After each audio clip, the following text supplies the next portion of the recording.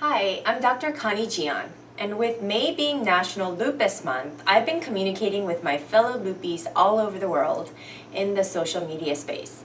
I'm really disheartened by the sheer lack of how-to support for lupus patients. They're riddled with so many questions regarding their physical and cognitive decline, along with their inability to function normally. And most of the women having issues are younger, between ages 12 to 45. So I began thinking about the relationship between inflammation, which is the mother of all disease process, and the aging process. And at the end of the day, whether you're sick or healthy, we all have our ideal functional aspirations. While some of you would be overjoyed with a walk in the park without pain, others want to run a marathon or a triathlon. We come in various shapes, sizes, and colors, and we have different characteristic traits. We also have various experiences, backgrounds, demographics, and toxic exposures depending on which part of the world you emerged. So it's no wonder that we all have different thresholds and manifestations of symptoms and tolerances. This is due to our unique idiosyncratic differences in responses as well as genetic makeup. I was amazed to see the wide range of responses and tolerances of others living with lupus. From proactive to passive, almost apathetic individuals, I've become intrigued because those proactive lupus patients like myself tended to be high functioning and resilient as opposed to the passive and apathetic counterparts who were at home in bed.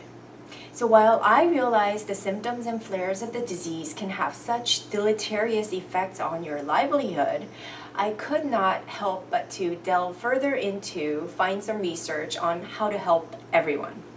So in the process of my research, I've come up with some scientific longevity studies that spiked my interest so much. I feel it is a corollary that can help so many of you while helping my lupis in the context of longevity and health. So let's talk about health span versus longevity. I don't know about you, but I've always said that I'd rather live a higher quality of life than to have longevity. I don't want to just simply exist in bed when my physical and cognitive function limits my quality of life. My standard tends to be a bit higher, meaning I love to push my body both physically and intellectually. I'd want nothing less than that. Because of my dire need for higher quality of life, I work really hard to maintain what I define my quality of life to be. I found that many of my fellow lupis don't feel that way at all. Some were barely getting by and accepted this way of life as their new identity. And I was deeply saddened by it, but learned it's not my place to change them. So let me tell you a little bit about triage theory. Many of you know I consider micronutrient deficiency or inadequacy as one of the contributors to various disease processes. We need micronutrients for various biochemical interactions to occur in our bodies. So Dr. Ames theorized that micronutrient deficiencies over time can have a cumulative effect, which results in poor aging. And lack of micronutrients over time will force our bodies to strategically ration for survival, which means it'll use what it can for short-term survival at the expense of DNA damage long-term.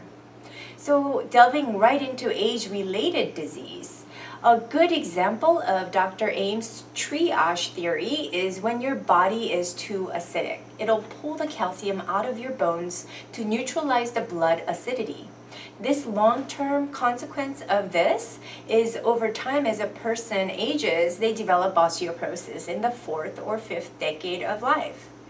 Today, we know that 60% of the United States population is deficient in vitamin K and 40% receive inadequate magnesium. We need magnesium for over 320 enzymatic reactions in the body. And if we're deficient, we'll make do short term, but whatever magnesium we have will be shunted to use for short-term gain, and again, at the long-term expense of DNA damage, right? So this results in suboptimal DNA repair, which may result in cancer and certain age-related diseases for this reason. Micronutrient deficiency causes insidious damage every day, meaning it creates cumulative age-related disease for this reason. So getting sufficient micronutrients contained in vegetables and fruits is key in staying healthy as you age, as it will help to extend health span versus lifespan. Remember, it's harder to reverse chronic disease, but easier to reverse acute symptoms. So start taking proactive actions today. Now, I want to delve into an interesting topic. So what is hormesis? Well, hormesis is a physiological phenomenon, health benefit that results from exposure to low doses of modality, such as heat or cold, that is otherwise toxic or lethal when given at high dosages. So this is because there are overlapping pathways which result in resilience to the exposure, which is beneficial adaptation for growing stronger. Why is this interesting to me? Well, most of you who know me know I was addicted to Bikram yoga for many years. It was hard during the practice, but once I became acclimated to the heat, I began to experience an exhilarating, healthy feeling after class. And being Korean, I always loved hot, steamy saunas by nature. I'm used to spas where I would go between hot to cold, back and forth, and it had such an energizing effect on me that I would frequent healthy spas that offer such modalities. Being in the sauna and or practicing hot yoga raises the heart rate and provides a physiological hormetic effect by increasing heat shock protein.